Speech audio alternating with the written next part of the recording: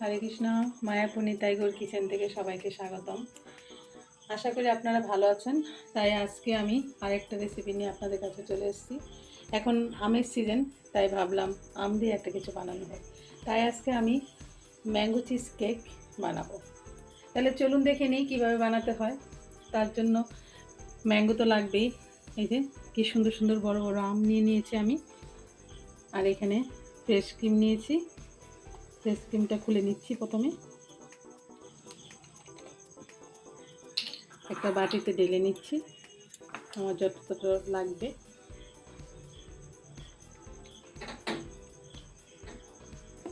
এখানে আমি ফ্রেশ ক্রিমটা নিয়ে নিলাম, আর এখানে কনডেন্স মিল্ক নিলাম। এখানে আমুলের বাটার নিয়েছি। প্রথমে আমি আমগুলিকে বানিয়ে নিচ্ছি। আমগুলি বানিয়ে আমি আমের পাল্পটা বের করে নেব। আমটা আমি বানিয়ে নিচ্ছি।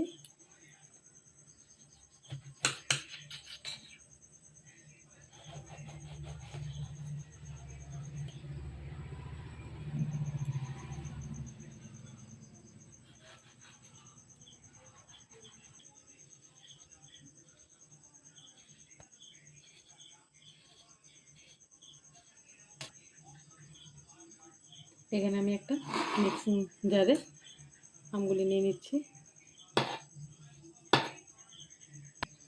আমের পাল্পটা তৈরি করে নেব। এই পিঠটাও কেটে নিচ্ছি।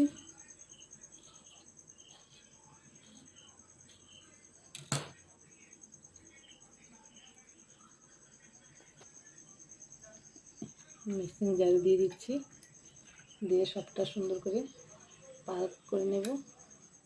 এখানে আমি বাটার নিয়েছি। বাটারটা প্রথমে একটু গলিয়ে নিতে হবে।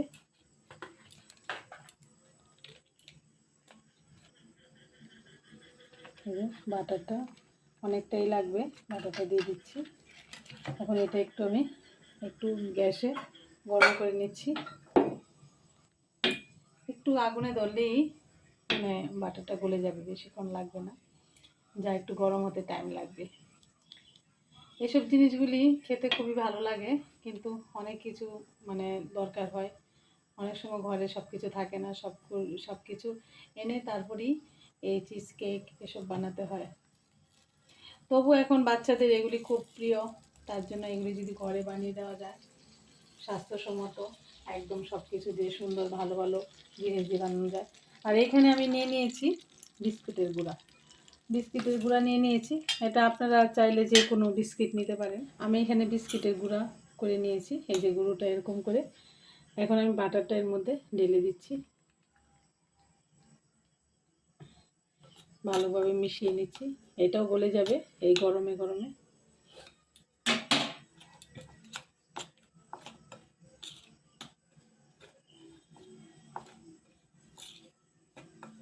এই যে ভালো করে মিশিয়ে নিয়েছি।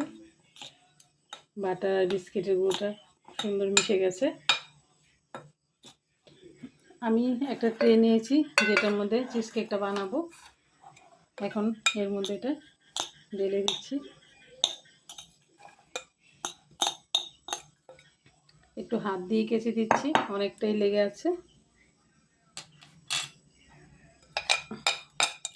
আমি প্রথমে হাত দিয়ে সমান করে নিচ্ছি, কারণ এটা লেয়ার পড়বে, তো তার জন্য এটা খুব সুন্দর করে দিতে হবে যাতে পুরোটা মানে বাটিটা পুরোটা মিশে যায়। এখন চামচ দিয়ে একটু চেপে দিচ্ছি।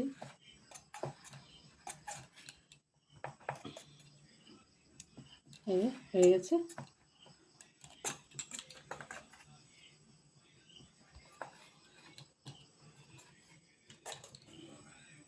আমি এখানে পনির নিয়েছি, পনিরও লাগবে, তার জন্য এখানে আমি এই পনিরটাকে একটু গ্রেট করে নেব।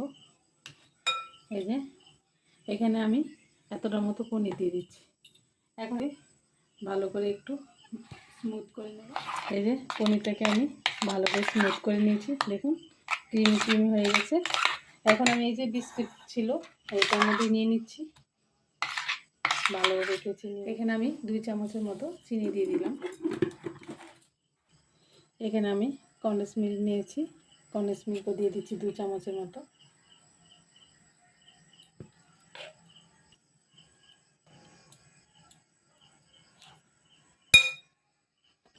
এই যে কনডেন্স মিল্কটা দেওয়া হয়ে গেছে।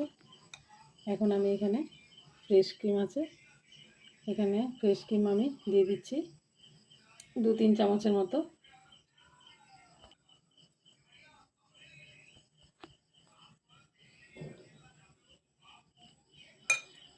এটা এখন বিক্স দিয়ে ভালো করে মিশিয়ে নিচ্ছি।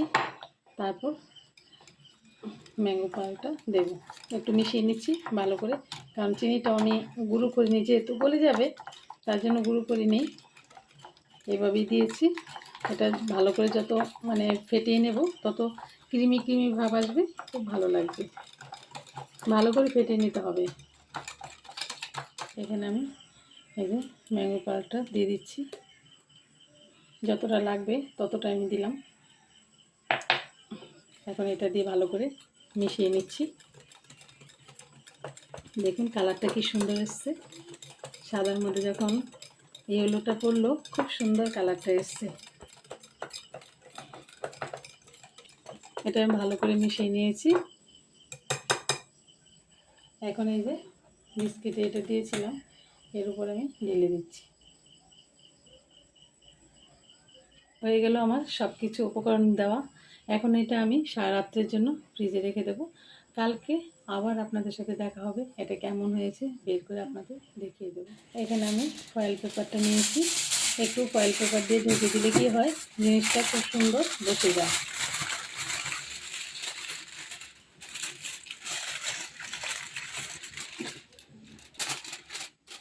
এই যে ফয়েল পেপার দিয়ে মোড়ানো হয়ে গেল। এখন এটা আমি বসিয়ে দিচ্ছি। দেখুন রেডি হয়ে গেল ম্যাঙ্গো চিজ কেক। আমি একটু আমের স্লাইস দিয়ে একটু ডেকোরেশন করে নিয়েছি, তুলসী পাতা দিয়ে নিয়েছি। এখন আমি আমার গৌনি থেকে বুক লাগিয়ে দেবো। আপনার গৌনি থেকে দর্শন করে নিন।